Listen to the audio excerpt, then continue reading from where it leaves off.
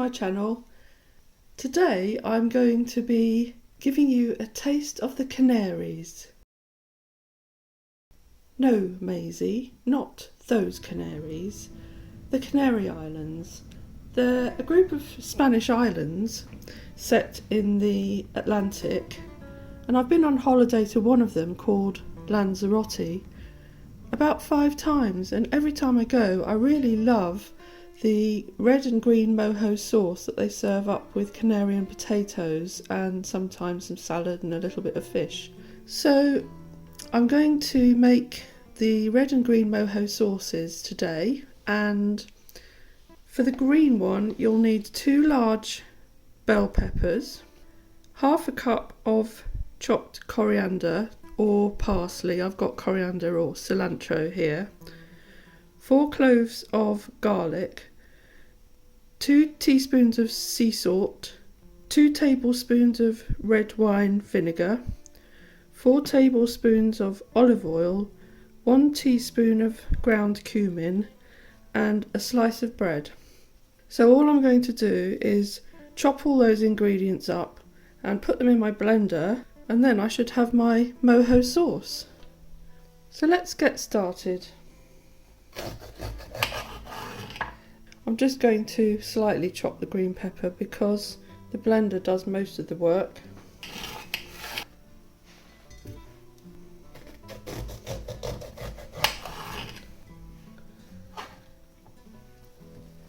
I'm just going to give my coriander a bit of a rinse under the tap. I need about half a cup, so probably once all that's compressed down, that'll be about half a cup there. So I'm just going to slice the stalks off and just chop that. The blender's going to do most of the work anyway. The trouble with wet coriander is it just sticks to your fingers all the time. I reckon that's probably about half a cup once it's squished down. The rest will just go in the freezer for another day. Get my slice of bread and just tear that up into small chunks. It doesn't say whether you should use brown bread or white bread, but brown bread's all we use in our house. So 1 teaspoon of ground cumin. So that's a teaspoon. 2 teaspoons of sea salt.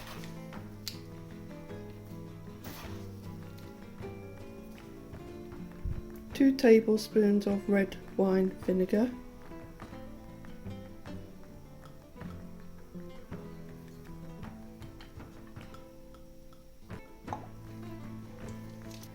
4 tablespoons of olive oil,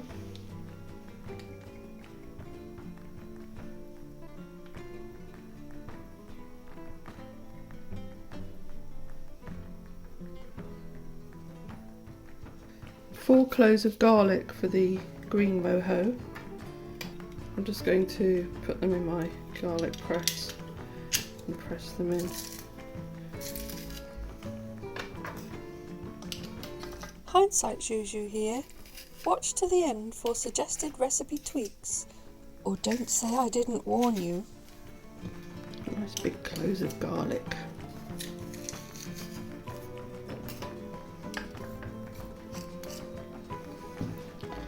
So, lid on, and let's see how that works.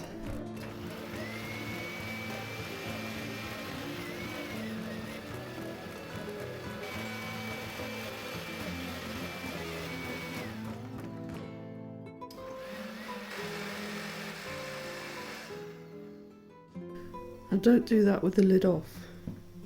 Oh, that smells so fresh and delicious. I'm just going to have a little taste.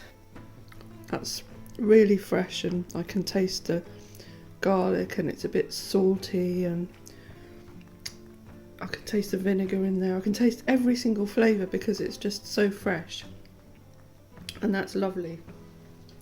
You can put this in a sterilised jar and it'll keep in the fridge for up to 2 months according to the recipe.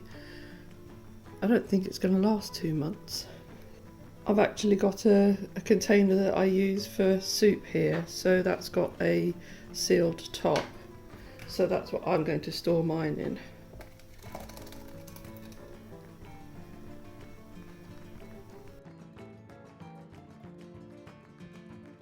For the red mojo, swap out the coriander for a couple of red chillies.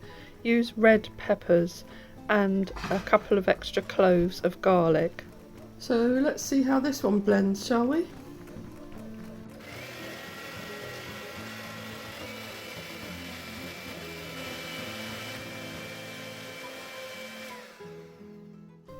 Well, that looks like quite a nice red colour. So I'll just take a quick taste of that. Actually, that's not too spicy, that's just right, and I think that even my husband won't complain at that one. So I've got my red container for my red sauce.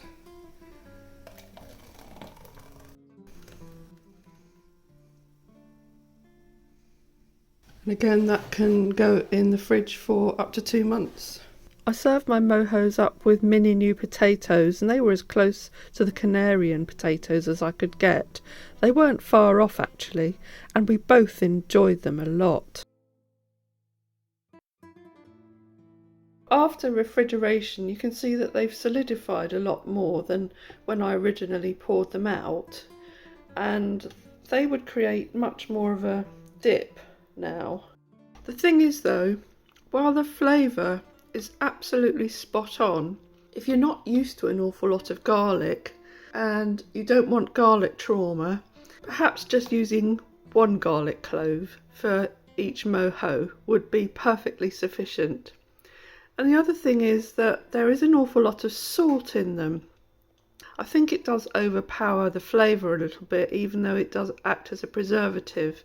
So I'd say maybe not keep the mojo quite so long if you're going to use it fresh. Make a smaller batch and use the whole lot all in one go, and just put a pinch of salt in rather than 2 teaspoons of salt. And I think that would definitely keep the authentic flavour, but just not make you gasp for so much estrella or dorada. So those are my tips for making your mojo sauces more shareable. I hope you enjoy the Canarian flavours. Thanks for watching. I hope to see you again soon.